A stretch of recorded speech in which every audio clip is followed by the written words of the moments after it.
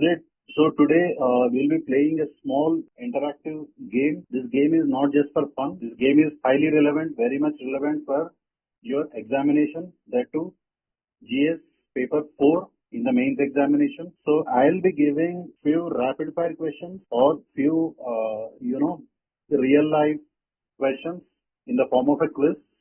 First question, you just stopped a mock test. A close friend breaks down after failing again. So do you celebrate or comfort them? So you will show empathy, because empathy is one of the core and foundational values of civil services. You have to show empathy and compassion not only to your friends, but any fellow human beings. Okay, so this is the answer. So you can always, so you can celebrate later, right? Your victory you can celebrate later. First, you have to comfort your friend because your friend is going through some rough phase or a failure phase. So empathy, why you are going? You are not just going in an emotional way. You are showing empathy, which forms the core values, which forms the core foundational values of a civil servant or as a, even a responsible citizen. Okay, so empathy is the answer, and you can always celebrate your victory later. First, you have to comfort your fellow human being. That is the core value involved here. So next question I'm posing now. Your sibling quits their job to support your dreams. Will you thank them and pay it forward? So always gratitude you have to show, because gratitude can be earned through sincerity and dedication. So this is also one of the core values of a public servant or civil servant or a general human being, responsible human being in the society. The next question quickly. You see a classmate spreading false information online. Will you confront them or keep quiet? So you will show up that moral courage, because you can't directly say that you will not tolerate injustice, something like that, but you should say that I will show the moral courage, because it also forms one of the core values for a public servant. Okay, so standing up to the truth. So you will support what? You will be supporting the truth, right? You will not be supporting lies, or you will not be supporting the rumors or fake news.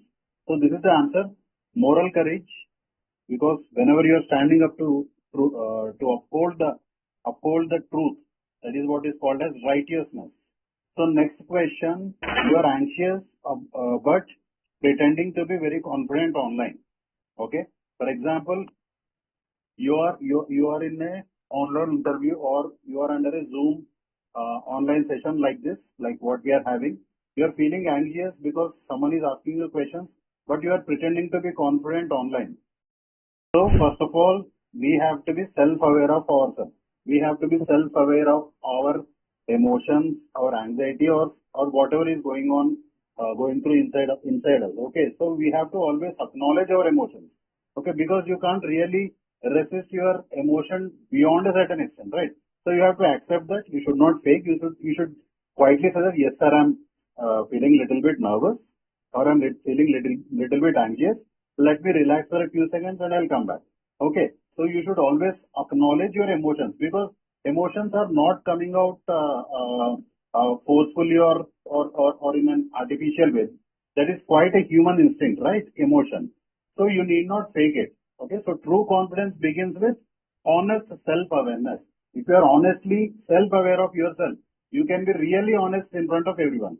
Okay, if you are trying to fake your honesty, so that will be very much, understandable by, society, or someone who is really observing you in an objective way. Okay, so this is the importance of self-awareness. We should be aware of ourselves. That means you should always be in the conscious state. You should not be in semi-conscious or, in an imaginary state, or completely, out of the world. You should be, your body and mind should be totally present. So presence of mind you have to show. So that is the core value of self-awareness, which you have to show whenever you are going through some emotional turbulence. Next question. Yeah, this is the question. Your family wants fast results. You feel pressured or pressurized. So how do you handle it?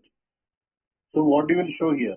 Which core value will you show here? More than emotional intelligence. So you will show your commitment, right? Commitment, persistence, perseverance, dedication, all these core values you will show up and make them understand your real effort and real dedication, right? Next question is, your teacher gives wrong facts in class. What you will do? For example, if I'm giving you anything, any wrong guidance or wrong facts, very confidently that I know everything and all. So what you will do? So you are standing up to the truth, right? Because wrong fact is wrong fact. What you want to do, you want to correct the wrong fact with the right fact. So that is, you want to tell the truth. So once again, it is related to what? It is related to courage, right? Moral courage. Standing up to the truth. So you will show the trait of, you will show the quality of moral courage and stand up for the truth. Okay. Next question. This is the favorite question of most of the UPSC aspirants. So you fail prelims again, relatives mock you. What you will do? The main trait you have to show here is, as a future civil servant, is your attitude, right?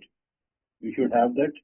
What is resilience? Resilience is a trait of that particular attitude, right? You said that you will show resilience. So resilience is a quality, attitude, right? It is not an aptitude.